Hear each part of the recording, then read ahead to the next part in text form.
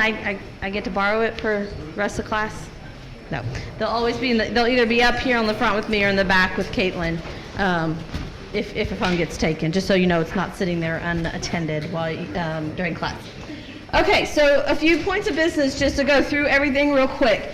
The first week of class, I told you there's a couple days that weren't confirmed between October 19th and October 26th.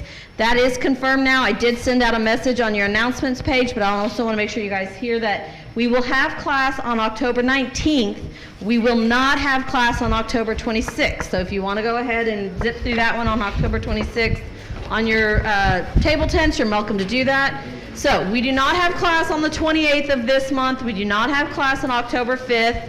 And we do not have class on October 26th. So you will have those Fridays off from this class. For those of you who came to the Study Abroad Fair on Wednesday, thank you. A lot of you came up and spoke with me. Several of you even mentioned you thought that the assignment was really worthwhile. I promise you the assignments for the class are actually worthwhile, but it's a good idea to just start thinking about these things and how to plan and prepare for them early in your academic career. A lot of students say, well, there's no way I can do this because I work at UPS. No worries, there's a way to work it in. I have athletes who go abroad. I have students who are parents who go abroad. So there's a way to make it work. Where there's a will, there's a way. So we can work with you to try to fit it in, whether it's one of those 2-week programs or something else. But like I said, a lot of you had a lot of follow-up questions from the conversations you had at the Study Abroad Fair on Wednesday. This is our class topic on October 19th, so what I want you to do is take that information, let it percolate for the next 5 or 6 weeks, and come ready with those questions on October 19th, because that will be kind of where we'll lay the foundation and have that initial conversation. Also, many of you are asking about how to submit that assignment.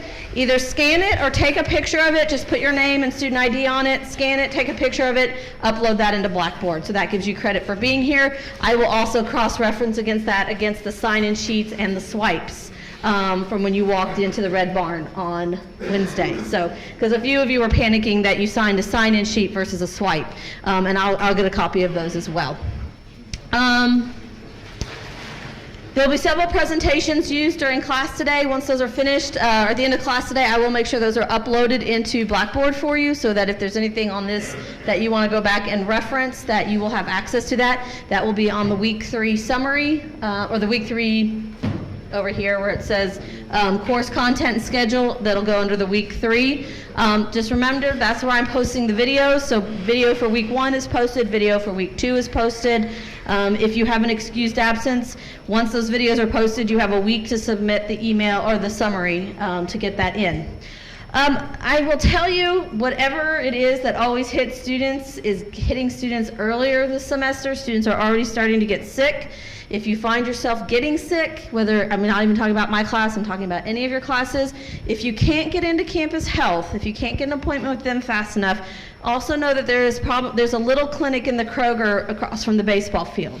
So if you're trying to get into the U of L Student Health Center for some reason, which is over by the baseball field, if you don't know where that is, it's on. We're going to go through it. Okay, 3rd and Cardinal. If you don't know where that is, that's there. If you can't get an appointment for some reason because like you and 200 of your closest friends have gotten sick, Little Clinic is across the street from Kroger, just to give you another option. You do have free bus pass with your ID card if you don't have a car on campus, just so you know. And then you can get there from the campus shuttle as well. I think there's a stop right there as well. So just kind of make sure you're taking care of yourself. It really stinks to get sick in college, especially when you're like really far away from your family and they can't take care of you. I think I told you my sob story about that already. So you should have already received a link about advising appointments. Make sure you're getting those scheduled as soon as possible. They are filling up already. As a first-year student, you are required to have an advising appointment before registration in November. If you are an athlete, you must see both your athletics advisor and your College of Business advisor. You must see both. If you are in honors, you must see your honors advisor and your College of Business advisor. And if you are a lucky person, and there are very few people who do this, who is an honors, athletes, and business student, guess what? you got 3 advising appointments you have to do before registration in November. But everybody needs to see your advisor. If you're not sure, there is an undecided major advisor to kind of have those initial conversations with you. Even if in the back of your mind you're already starting to think about transferring outside of the College of Business, so even if you're thinking like, maybe I want to go into education, or maybe I think I want to do psychology or communications or something like that, that's fine. You still have to see your business advisor this semester to register for next semester, even if you're not going to stay in the College of Business long term, okay? Some of you may already, unfortunately, I would be very sad to hear this, may already be thinking about leaving the University of Louisville next semester. You may be thinking about going home. The homesickness, the adjustments already kind of being more than you think, or things are going on at home. You still need to see that advisor because there are circumstances that may arise where you may not be able to transfer, or you may change your mind. So go ahead and make those advising appointments, go through all the steps, go through all the motions in case you change your mind down the road. But just make sure you do those things so that you can register in November. If you decide you're going to transfer, if you decide you're going to leave the College of Business, you can change classes later, but go ahead and take care of those steps now so you're taking advantage of all those situations. All right, any questions on signing up for an advising appointment, study abroad assignment, all that kind of stuff? Okay, just as a quick reminder, you have 5 assignments, you are required to do 4.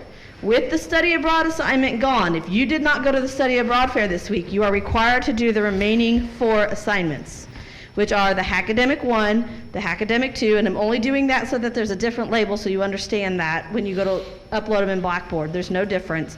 You pick 2 different topics, the Center for Free Enterprise discussion, and then the career fair in October. And if you miss one of those, it is a letter grade drop. Yes? You have to attend one of those Center for the Free Enterprise? Yes. So there's 3 dates. So that, yes, that is a little complicated. There are 3 dates for the Center for Free Enterprise. You can pick one. You can't do multiple of those to count as multiple assignments. You can pick one. I did that to try to give you guys some schedule flexibility. I think 2 are on a Wednesday and 1 is on a Thursday, or 2 are on a Thursday and 1 is on a Wednesday. So hopefully to give you some schedule flexibility. The Center for Free Enterprise is also the only assignment that you can turn in after November 2nd because the 3rd date is on November 8th. So that's a Thursday. So 2 of them on a Wednesday, 1's on a Thursday. And I wanted to give you the flexibility of taking care of that assignment as well. All right, there was a hand up. Is the Center for Free Enterprise Summit with Ms. Tyra this October? Yes, yes, yeah. And they'll have overflow rooms. So if this ends up being filled, they will have overflow rooms. So make sure you know where specifically to go. They're typically in the business school, like other large classrooms in the business school. All right, any other questions? Speak now, forever hold your peace. Until after class? Okay, all right, thank you. Okay, so we have two speakers today coming, and just as a reminder, Blackboard, everything's under your assignments tab. That's where you upload things, course content. If you want to see if your new Card Navigator grade is, you can go to My Grades right there. It's right there. You'll get your grades there, so just keep an eye on that. So, and of course, you'll have your announcements. So make sure you're kind of paying attention to all of that. So we are going to get started. We have 2 presentations today, one on health promotions and one on our Peace Center. And I will hand it over to you. Great, thanks, Elizabeth. Okay, how's everybody doing? Good. I have the lavalier. Can you hear me? I think I'm loud enough, and I've got it on mic. So as Elizabeth mentioned, my name is Sarah. I work as the program manager. I direct the Office at Health Promotion, which is kind of everything catch-all around well-being and resilience building on this campus for students.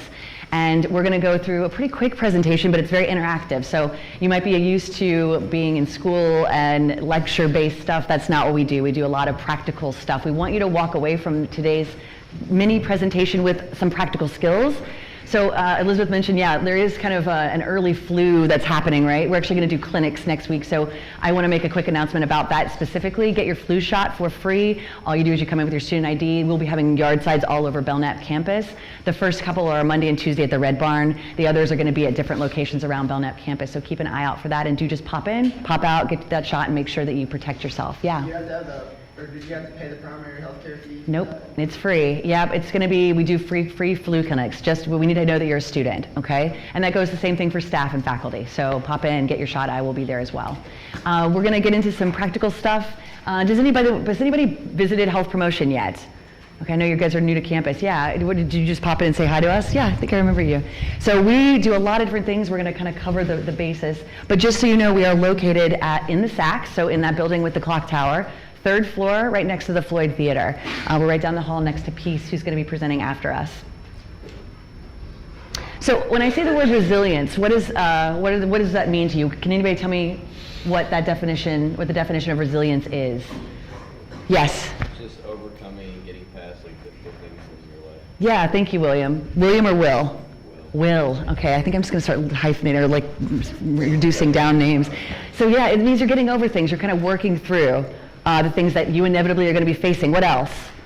Yes. The ability to bounce back. Ability to bounce back. Thank you, Zach. Yeah, bouncing back is part of that. What else? Actually, I've got pins for you guys for participating. You get rewarded for talking in class. That's a good thing. What else? What are some other ways that you guys noted that you are resilient? Because everyone in this room is resilient, right? Where am I missing? Who was it? Okay, thank you. Okay, so you've got some really good starts to the definition. This is kind of a working definition that we've pulled. So can I have Maria, would you mind reading that for us out loud?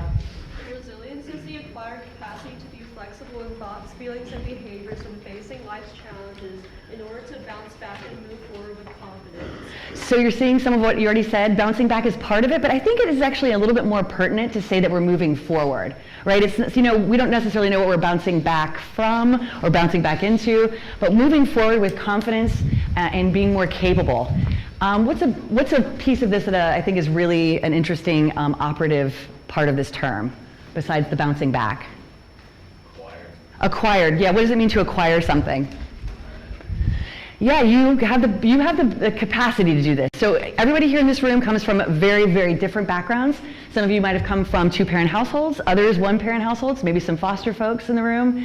No matter what kind of stuff you came from, you all have different levels of resilience. And people, we've noticed, that actually come from more challenging backgrounds where things weren't necessarily handed to them, actually might be more resilient in certain ways, more so than other people. So there's a wide range of flexibility in this, but it's really something that you can acquire, and we want to encourage you now as you're emerging as adults, kind of coming out of the nests of your home, to start thinking about this a little bit more actively, because you're going to be the ones that are in charge of how resilient you become and how much well-being you build.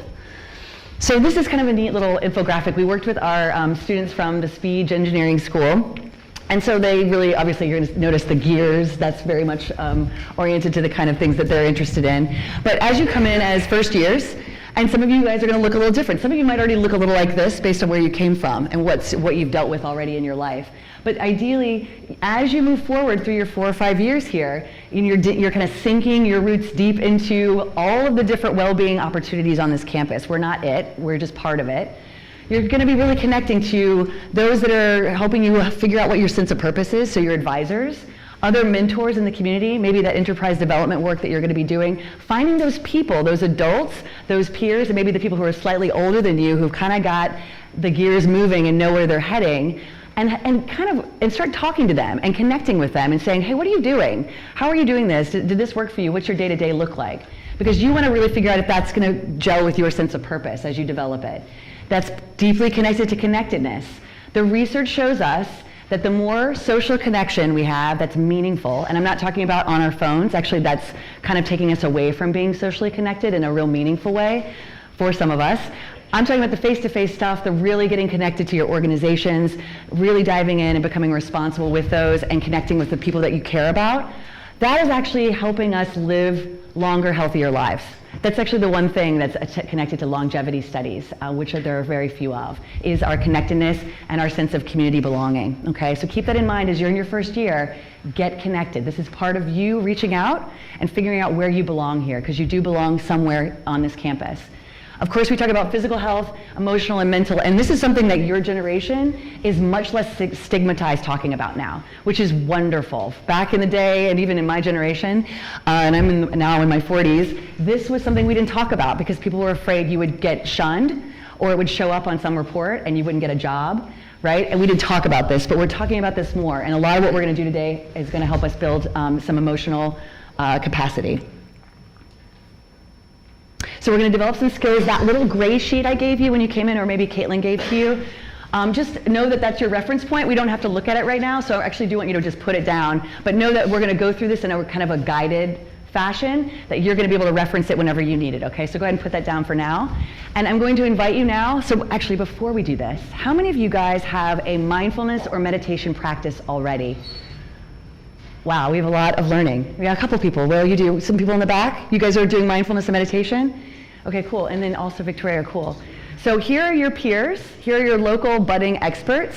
So I'm going to share one aspect of mindfulness and meditation, but if you have questions, you may want to reach out to the people that are at your level right now too, okay? So let's go ahead. I'm going to invite you. I'm going to encourage you to either close your eyes if you think you're not going to fall asleep. Otherwise, if you haven't gotten all your sleep yet and you want to make sure you don't fall asleep during this exercise, just cast your gaze downward and just let your eyes get a little bit more relaxed, okay? So we're going to go ahead and get into a space where we're going to check in and anchor in, all right? So the first part of PBSS is the P, and it stands for position. So I want you to just notice. A big part of mindfulness and meditation is simply noticing and allowing your mind and your body to be in the same place at the same time. So we're going to notice how we're feeling, our body, okay? Notice any sensations you might be having in your physical body, any tension. Maybe you're an athlete, or maybe you're working out, or maybe you're not working out, and maybe you have some physical pain. Go ahead and notice where you might be feeling any tension in your body and gently move away from that source of tension. If you like to stretch like I do, feel free if you're not going to bump up against a neighbor, and just, move your arms a little bit, move your shoulders, make a little movement in your chair just so you can find some comfort in your body right now. The next step is B. It stands for breathe or breath. So we're going to now take our notice away from our physical body and start to notice our breath.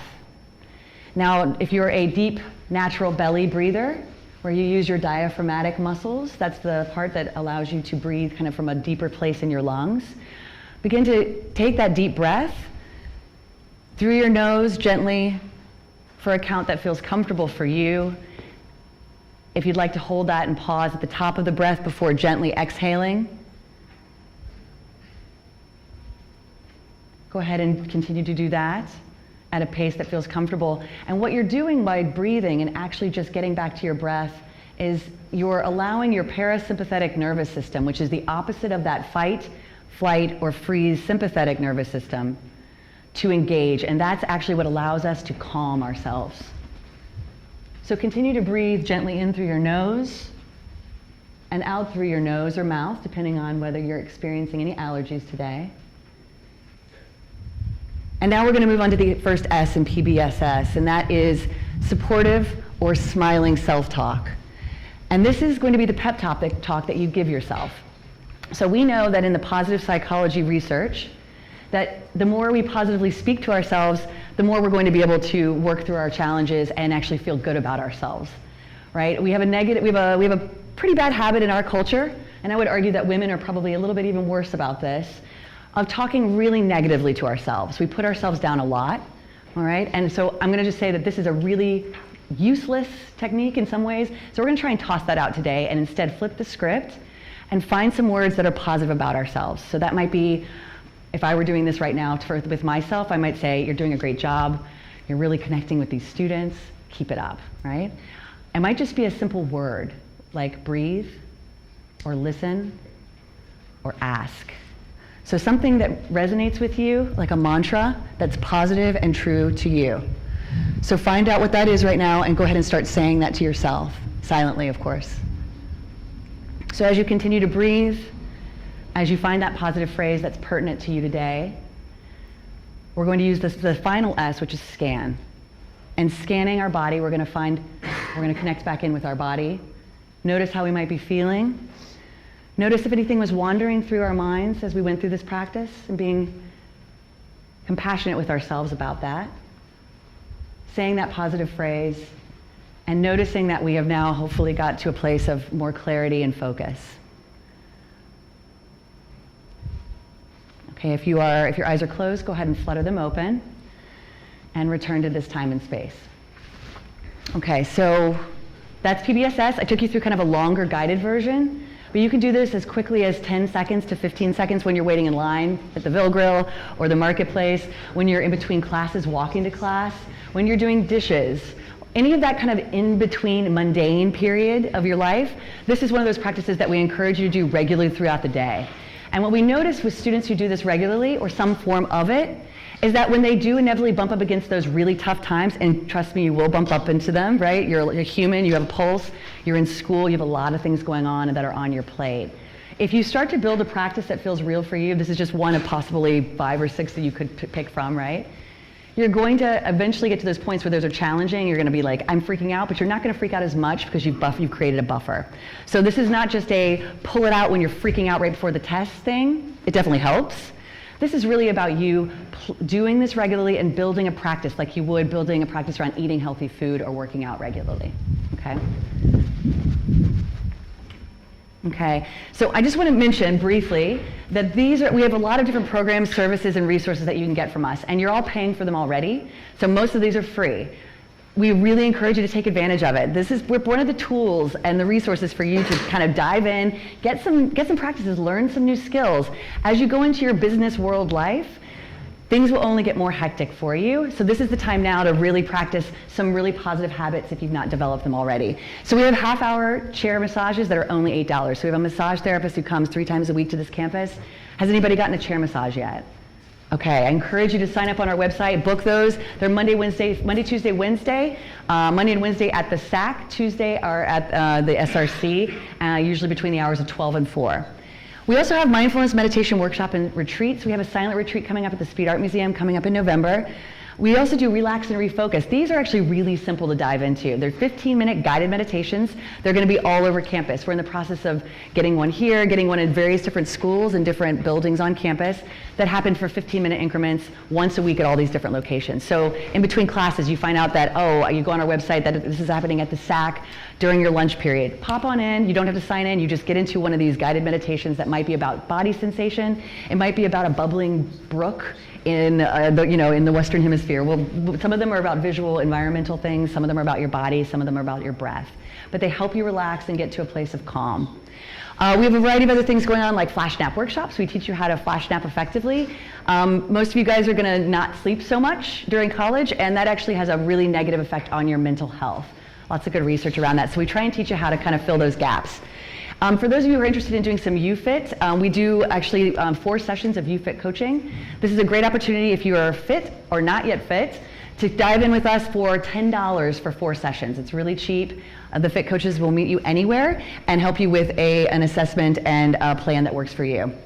We also have yoga with live music. We have somebody who plays, one of our students plays acoustic guitar every Sunday at 6:45 at the SRC. I will also mention that the SRC has tons of yoga, as well as other types of classes, and you guys are already paying for that, so do check that out as well.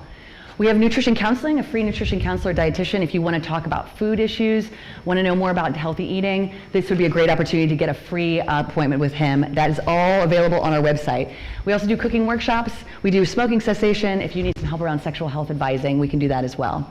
And then this is a whole list of different resources that we offer you as a student. We do have Core Room Mindfulness. We are going to hopefully have some workshops coming up in the spring. This is a 4-week session where you really dive into some real actual mindfulness techniques and practice them through a 4-week after-school session.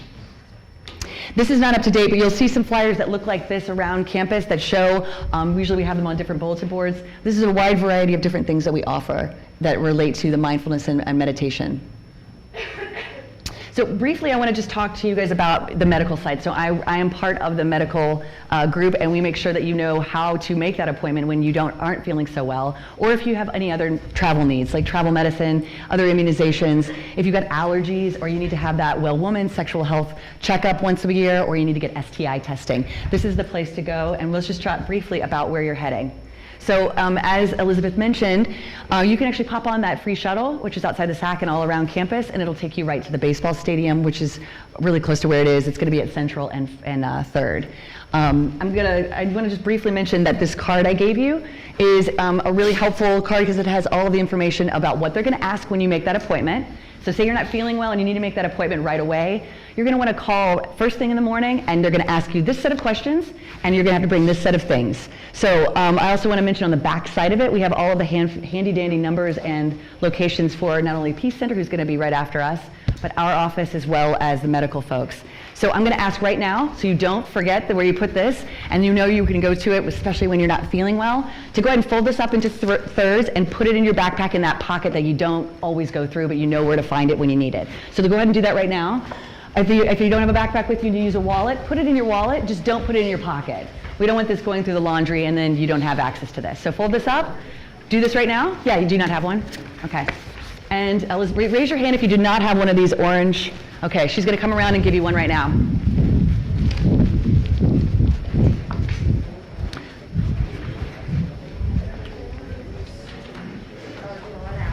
Okay, oh, you're running out? Here you go.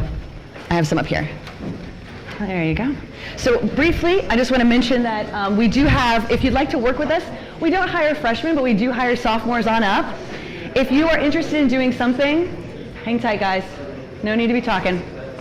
Hey, guys. I'll wait. Be courteous. Thanks. Thank you. So you may be thinking about how you can improve your own well-being. The best way to do that is also to work with us. So you get a lot of interaction with us, but you're also learning great skills. We have volunteer positions as well as internships. So maybe you want to do something related to business and health. Definitely a growth industry, as our healthcare is almost 20% of our GDP in this country. You may want to consider that, and this might be a great place to learn some skills around that. Consider working with us as well. We do have paid positions, and we pay $9 an hour, sophomores on up. So that would be, applications will come out in February. And then briefly, this is the last thing I'm going to mention before Tisha comes up from Peace. We have a well-being quickie. All of the things that I mentioned are on our website. This comes out I think once a month. We try and put something out fresh and new. I don't have our clipboard, but I will flip back to our original slide. Close your eyes so you don't get dizzy. I'm going to go back here just so you can see. This is our website. So please make a note. It's really simple, louisville.edu/health promotion, no S. And you can sign up for any of the programs we've talked about, services, or also the well-being quickie.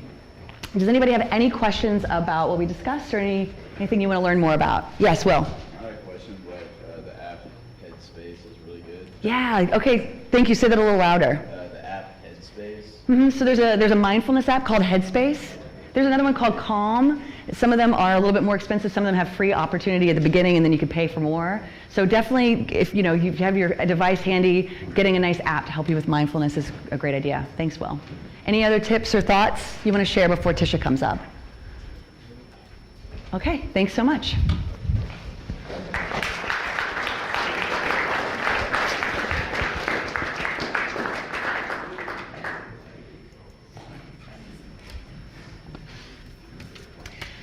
As Tisha's getting ready, I just want to mention that I did hand you guys a bookmark.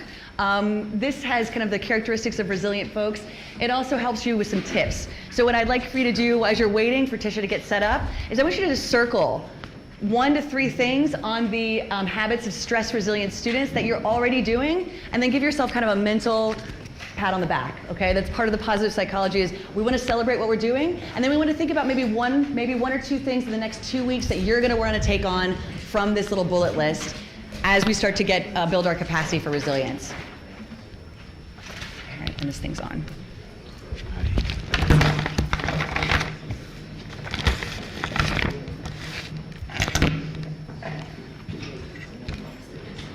Yes, that'd be great. The calendar. And then did you put the presentations up already? I or did should not, Okay. yeah, no. Okay.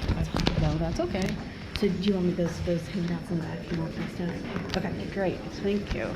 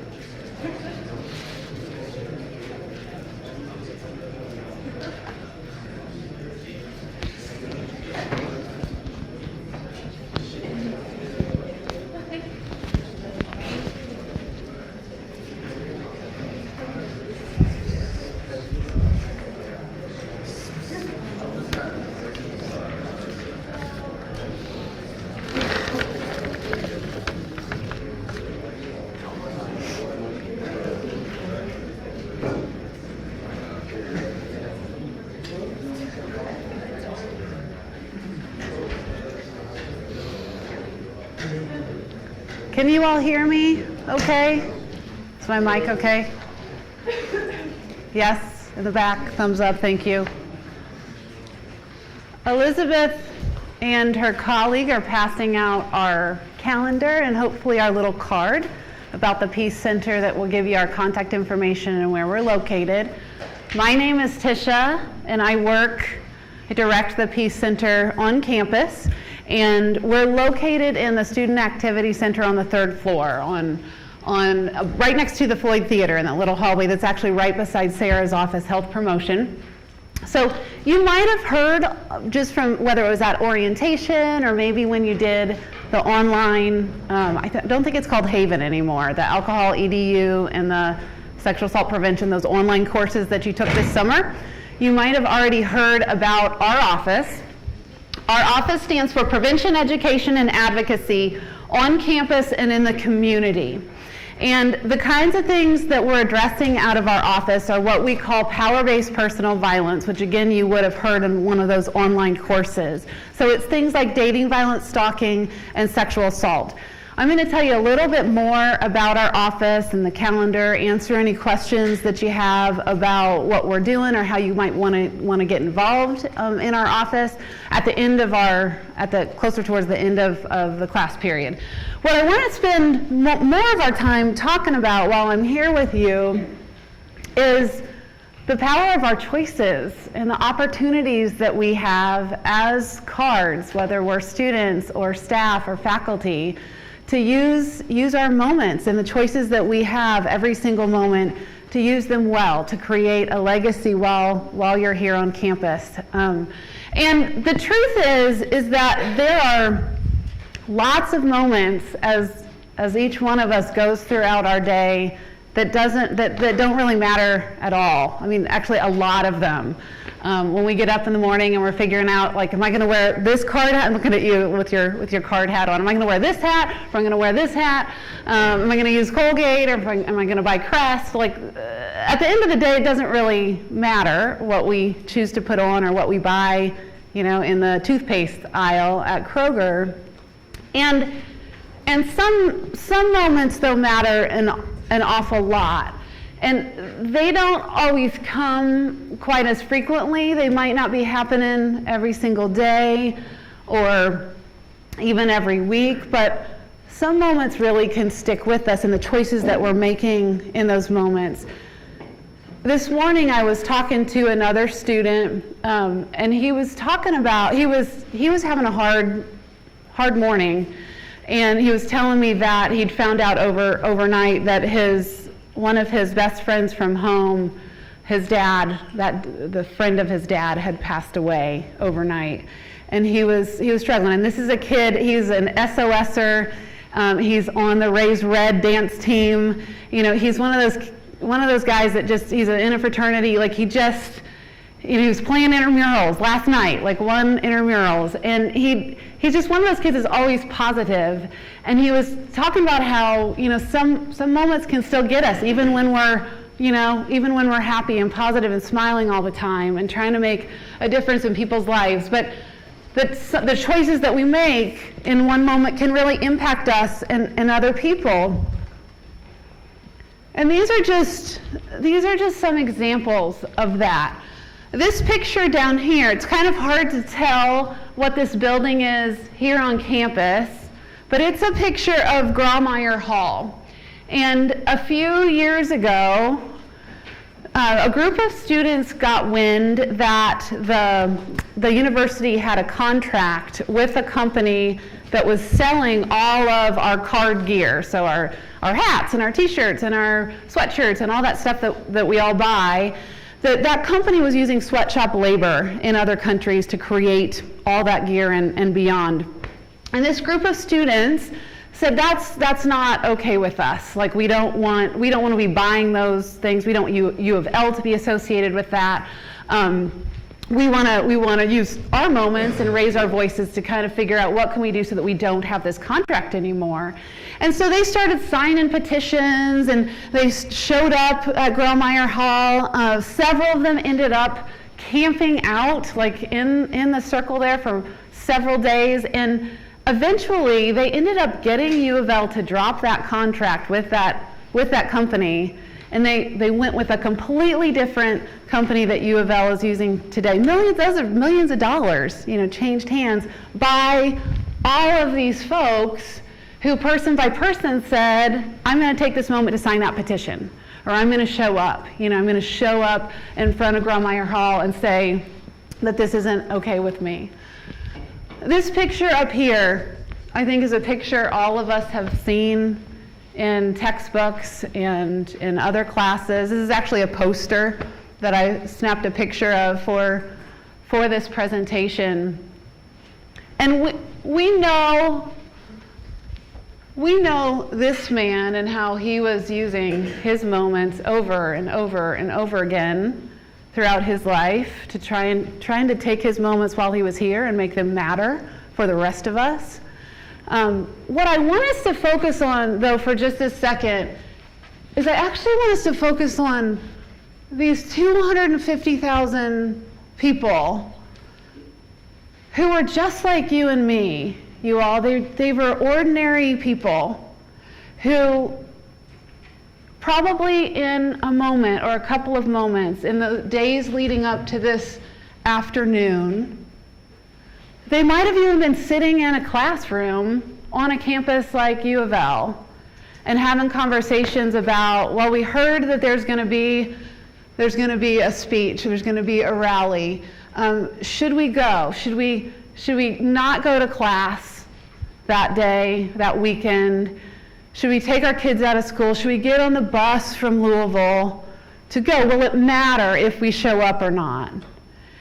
And they didn't have the poster, you guys. They didn't have the poster. They didn't have the history book that we did that tells us that was a day. It didn't make the world perfect by any means. And we're living in a world right now that, again, is crazy and chaotic around these issues. But we do know that them showing up in that afternoon in that speech, it changed the dialogue at that point in time and pushed the needle forward.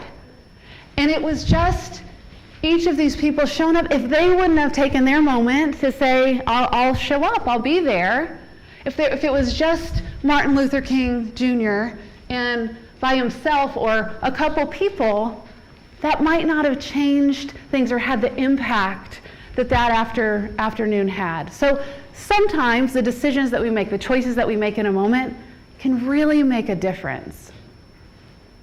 When I think about power-based personal violence and what I'm thinking about and dealing with every single day out of my office, I also think about moments that matter. And it makes me remember when I was a little bit younger than you. I was a freshman in high school, and I grew up in a small, rural area in northern Indiana. One high school for the whole county.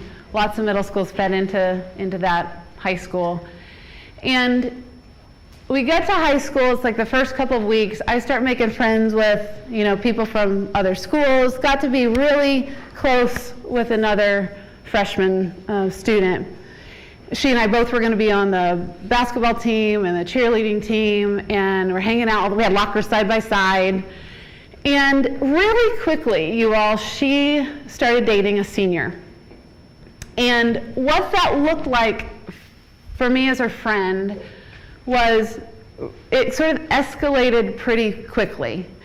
And it looked like he would show up at our lockers and he would walk her to class, her first class, and then be there when that class ended, and he'd walk her back, and then he'd walk her to the next class.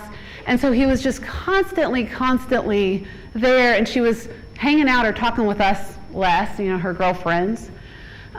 He would drive out to her house in the morning, clear out in the country, because we live in a rural area, and he would pick her up for school in the morning, 6:30, whatever, and drive her to school. And then after school, he would drive her home. So she wasn't hanging out with us as much after school.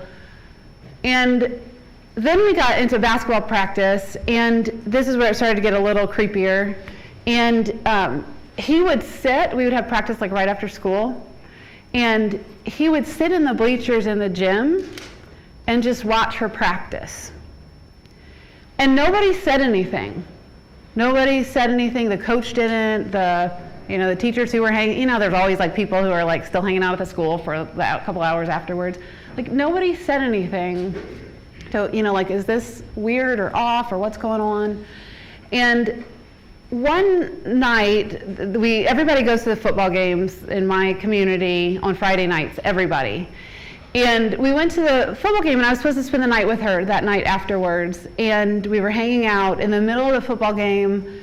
He decided that I wasn't going to spend the night with her and that they were going to hang out. And they drove me home a couple towns over and dropped me off and left.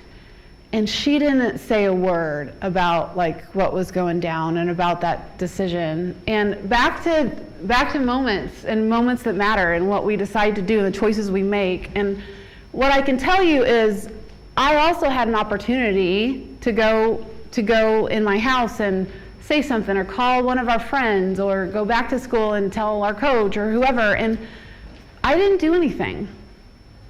I knew in my gut that something felt off. I wasn't seeing the full picture. I didn't have a book on like every single thing that they were saying or doing with one another, but I knew enough that there was something about it that made me feel like, something about this just doesn't feel right. But I didn't know what to do, and I didn't know what to say. And that's a moment that sticks with me. That's a moment that maybe if I would have chosen to say something or do something or have somebody else check in on her, it might have changed things for her as well. So I know that, and you know this too, you got here, you got to campus, you are new Cardinals, and the U of L, like that came before you, you inherited that, like you can't be responsible for every single thing that happened, good and bad over the last few years, for what happened before you, including the rates of violence here on our campus and in our community. Even around these issues you've already seen, gone through the online programs, you've already been through programs like this in high school and middle school. You know what I'm talking about. And yet we have an opportunity while we're here to decide what choices are we going to make here to leave it different than maybe those numbers that we inherited when we came in. So I'm going to go pretty quickly through the next couple of slides because I know you know these definitions already, but just so that we're all on the same page, when we're talking about sexual assault, we're talking about that sexual contact without consent. And I don't know if Sarah talked about this from Health Promotion. They have some programming out of their office around consent workshops, talking about how it needs to be affirmative and unambiguous and a voluntary agreement to engage in that specific activity. What I want to point out here, though, is, again, the number of people that are still impacted in 2018. And when we look at this, you might think, Tisha probably just took those numbers off of a federal website or a national organization and plopped them into her PowerPoint. And what I can tell you is that when we look at the aggregate, the combined data that came out of that online course like you all took this summer, but when we look at the year before and the year before that, the numbers are the same. 22% of folks had experienced, and this is before they'd even had a moment in a classroom as a first year student. So these numbers are us too. They are us even coming in to the classroom, not even while we're here over our 4, 5, 6 years. They're us as well. The second form of violence that we address out of my office is what's called partner violence. or domestic violence or intimate partner violence. And again, numbers are crazy high, right? 1 in 3. When I look at the data from the last couple of years, the students who are a year ahead of you, it's actually even a little bit higher for cards. It's 35%, again, before they've even been here on campus. And the important thing for us as classmates, as friends, as coworkers, as roommates, for us to be mindful of is that I think sometimes when we think about dating violence, we can think, and maybe I did too when I was back as that 15-year-old Tisha in my high school, we kind of can think about the movie version of it, or the sort of dramatized version of it, of the black eyes and the bruises, and that certainly can be how it looks sometimes. But this just helps us understand that it also can look a lot of different ways. Just like the example that I just gave you of my friend, I wasn't necessarily seeing him physically hurt her, but I was seeing him isolate her and intimidate her and violate her privacy. I was seeing some of these other tactics that sometimes can be used in combination against a partner or an ex-partner. And that's important for us to be mindful of and to think about or notice. The other form of violence that, again, you all have heard about already too is stalking, and it's that course of conduct that one person's going to target another person. And a lot of times with stalking, it really starts with a lot of just normal, everyday things that actually all of us, or I shouldn't say, I'm making an assumption, all of us, many of us participate in and do all the time. I am texting my husband all day long. There are things that there are actions that we all take a lot of times, all the time, but they can start to really escalate and grow and become, even more so than what the norm might be. And if that person over here doesn't want to be on the receiving end of that, and it can be frightening for them, that's where we sort of enter into this stalking territory. And again, numbers are crazy high. 1 in 4 women, 1 in 13 men are going to experience stalking in their lifetime. And so that just means when you think about these, even just some of those examples that I just gave, each one of those, just like we were talking about moments and our moments and the choices that we have, each one of those was an example of somebody taking just a moment to make a choice in that moment to do one of those things. So maybe a moment of harm is somebody, I'm trying to think of some of the moments of harm that I've actually heard come into my office in the last couple of weeks here on campus. And they've been things like, a moment of harm was when somebody showed up and kept contacting that person over and over and over again and gave them an unwanted, kind of crazy, weird gift. I won't say any more than that. Another moment of harm was when somebody gave somebody too many drinks at a party and they weren't drinking, and they sent everybody else off, and this person was clearly too intoxicated to give consent, and they assaulted that person. That was a moment of harm, probably several moments of harm that sort of added up together. Lots and lots of moments of harm. I've had 30 people in my office, 30 different people in my office who've experienced some version of this just in the last 2.5 weeks. So I don't know how many moments of harm. I don't have some magic map of U of L that dings when another moment of harm is happening. But I do know that there are enough that 30 people walked into my office. And you guys know this. You guys know this better than I do. Rates of people reporting or walking into somebody's office like mine are less than 10%. And who are they telling first? They're telling you, they're telling their friends. That's who we go to first. We go to the people that we trust, that we know, our roommates, our friends, our sisters or brothers. Maybe it's our teammates that we go to. And so that means that we have a really important role to play. I passed this slide. And again, you probably saw it in that online course that you took this summer. As bystanders, as that friend, as that roommate, as that classmate, as that staff person, we have a role to play. And just like I did when I was back as that 15-year-old Tisha, to what am I going to do in that moment? Am I going to act or am I not going to act? Or am I going to more often than not act? I might not act every single time. But can I take a moment of action to check in with somebody, to ask them if they're okay, to refer to somebody else to check on that person? Am I going to take a moment of action in it? And let's even just say, just for kicks, there are like 100-ish people in here, right, Elizabeth?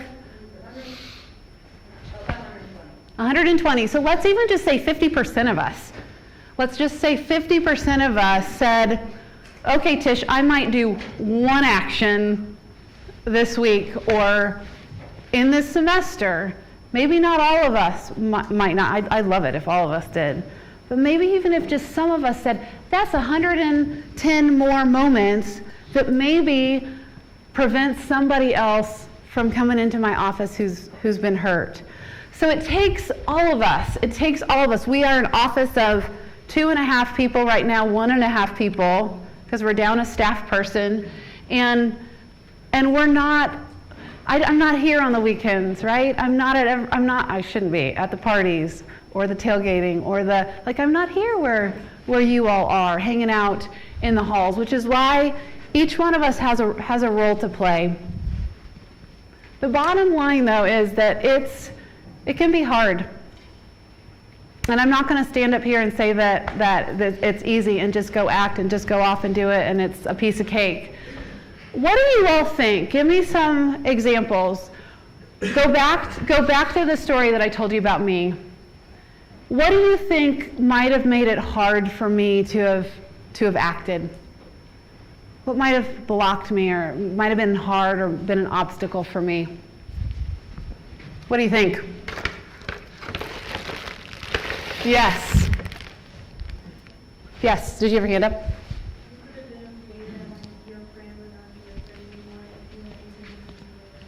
Yes, so she said, I could have been afraid that maybe my friend wasn't going to be my friend anymore, that maybe I'd lose this new friend that also was my teammate and my classmate. Maybe I was afraid that I was going to lose her. Yes? You were wrong.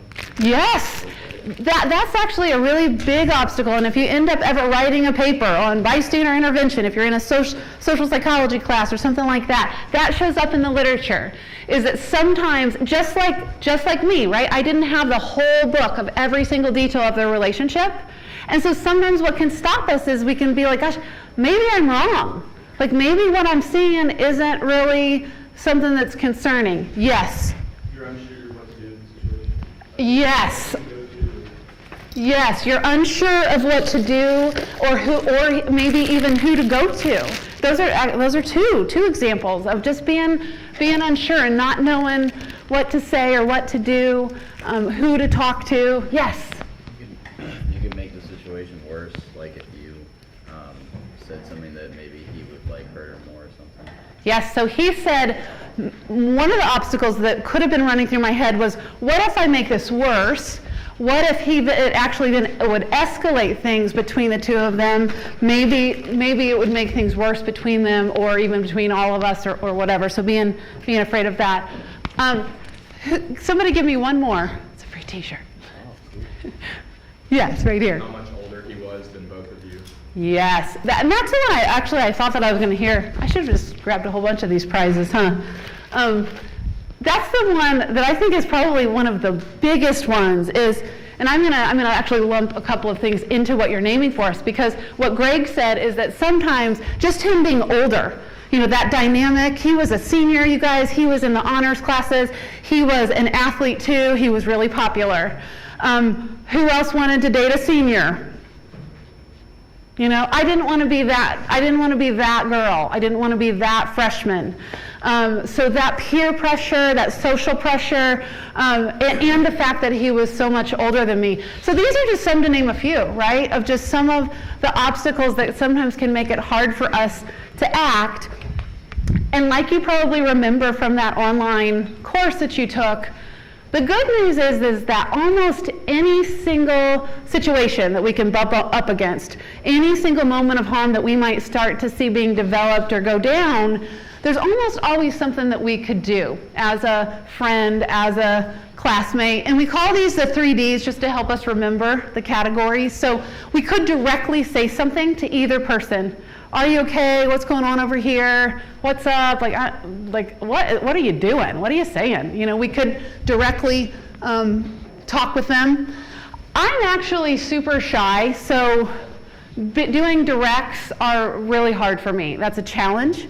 So for me, what feels easier for me to do is to delegate. So telling somebody else, telling a coach, telling an RA, telling another friend. Maybe you're at a party and you're worried about somebody at that party and they're spilling drinks. No, I'm just kidding. And you're worried maybe about what you're seeing, or you're wondering if that person's had too much to drink to even be aware of what's going on. But maybe you don't know that person very well.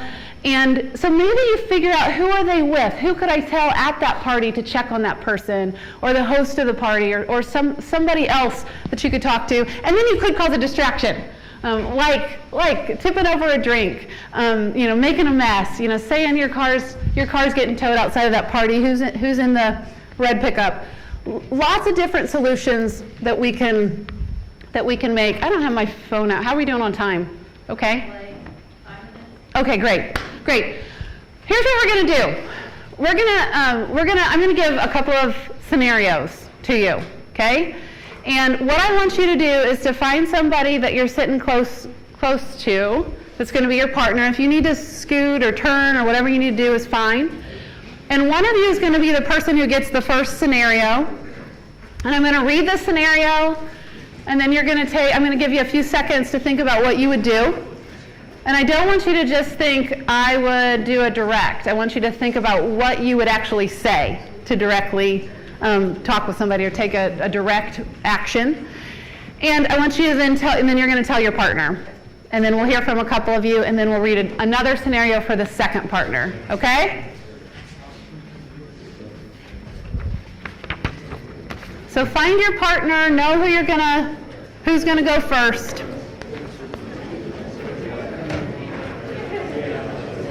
And everybody listen up. Here we go. So whoever's our first partner number one, a close friend of yours seems obsessed with his or her ex. They're calling, following, and emailing them all the time, even though the ex has made it clear that the relationship is over. Your barrier is that you don't want your friend mad at you for confronting them. Okay? Think about what you would do. And tell your partner, what would you do?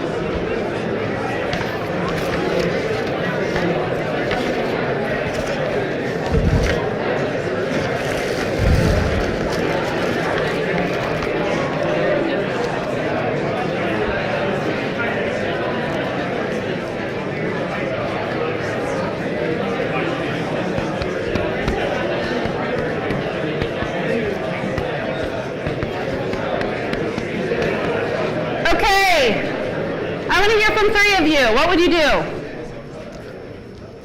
Right here. I would just tell them that they need to really just stop, because there's bigger, better things out there, and you just need to get over it.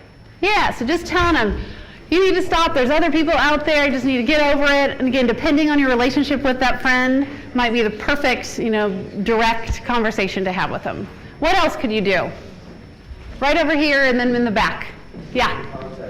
Pardon? Delete the contact. Yeah, so really kick it up a notch and delete that person's contact and hope that your friend doesn't get mad at you, right? Somebody, you had your hand up too.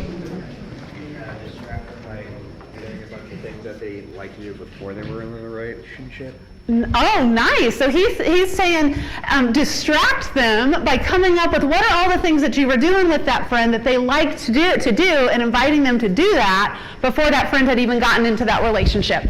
Okay, next scenario. You notice that a student who does work study with you at the fitness center is getting a lot of texts and calls on their cell phone, but they seem really upset about it. And your barrier is you don't want to be embarrassed if you express concern, but there's nothing really wrong. What would you do in this scene?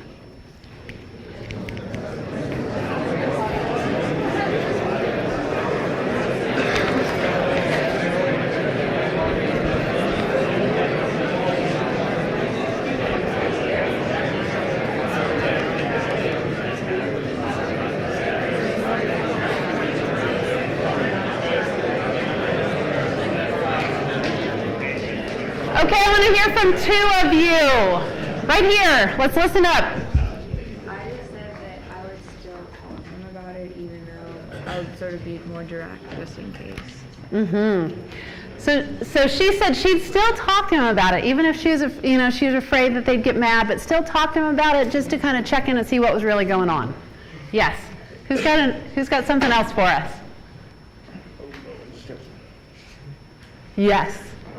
I wouldn't bring up like that I saw their phone, because I wouldn't want them to get mad about or upset about that too, that I was looking at their phone. So I would just ask them generally about their life, if things are going okay, and if they aren't, they'd probably tell me. Yeah, so just maybe asking a general question, maybe not going right for, the topic, but just saying, how's life? What's going on? How are things going? And see what they say, and then maybe what kind of dialogue you can get into. One more scenario. You are on the bus and you see a student from your calc class who looks really drunk. Two guys are trying to get her to get off the bus and to go with them. Your barrier is you think maybe they know her and they're just trying to get her home safely, and you don't want to look foolish if you're wrong. What would you do?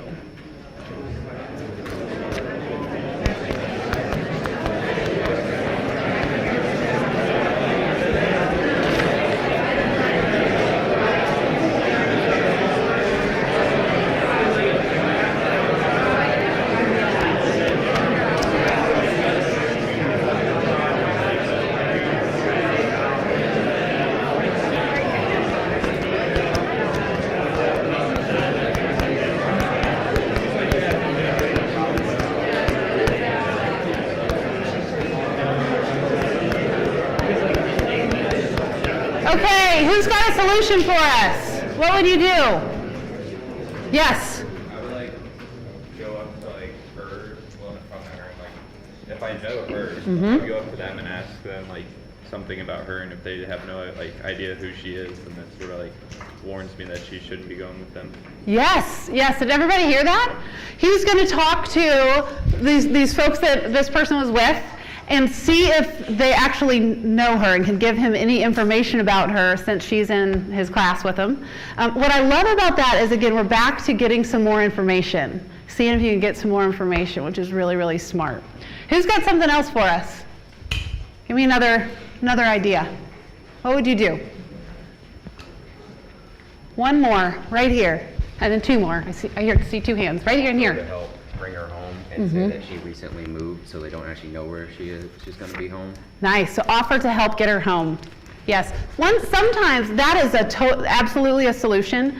Sometimes I'll hear from folks that also can be a barrier because they don't want to be like, gosh, what if then I look like the guy that's trying to get her home and do something, bad. And so sometimes it is and sometimes it isn't. It just depends on you and how you're doing it. So just to bring that up. And right here, William, one last I was going to say idea. the same thing. Oh, you're going to say the same thing. Yeah. Rock on. I don't deserve a pen. Oh, you can have a pen. Very last thing that I want to say, we do, out of the Peace Center, we do lots of programming that is on the calendar that Elizabeth passed out to you. We'd love to see you be a part of our programs, our events. Feel free to come out, they're free. The other half of what we do is important for you to know as friends and classmates. So we are one of the spots on campus that can provide confidential support for students. So if you have somebody that is trying to figure out what to do next if they've already been impacted by one of these forms of violence, they can come and talk to somebody like me and just get different information before they decide if they want to report it or not. We're not open 24/7. We're just open during normal business operating hours. And if it's on the weekend or things like that and you call our office or stop by, you're going to be directed to the 24-hour crisis line in Louisville, which is at the Center for Women and Families. Anybody have any question for me?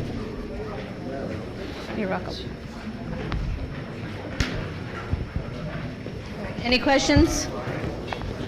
All right, so a few things real quick to wrap up so I can get you guys out of here. As a reminder, the presentations will go up on Blackboard later this afternoon, so if there's anything on here you want to revisit or reference, you'll have access to it through Blackboard. So I use this analogy. It was a little more prevalent last year because we had game day here, but sometimes in life things are about a marathon. It's about a marathon, not a sprint.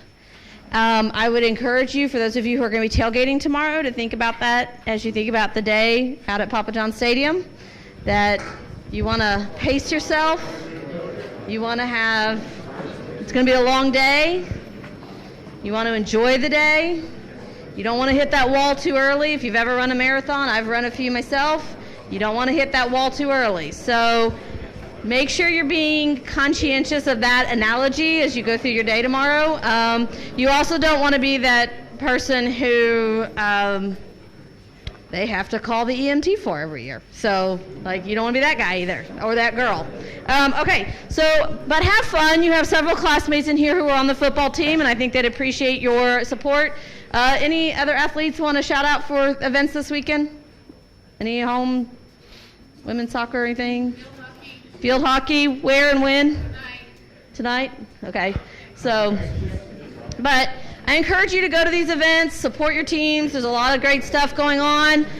Enjoy the weekend. Have a great weekend on campus. Your question to check out today is, Health Promotions offers a lot of great services. What is one that you might take advantage of while you're here as a student? Thank you.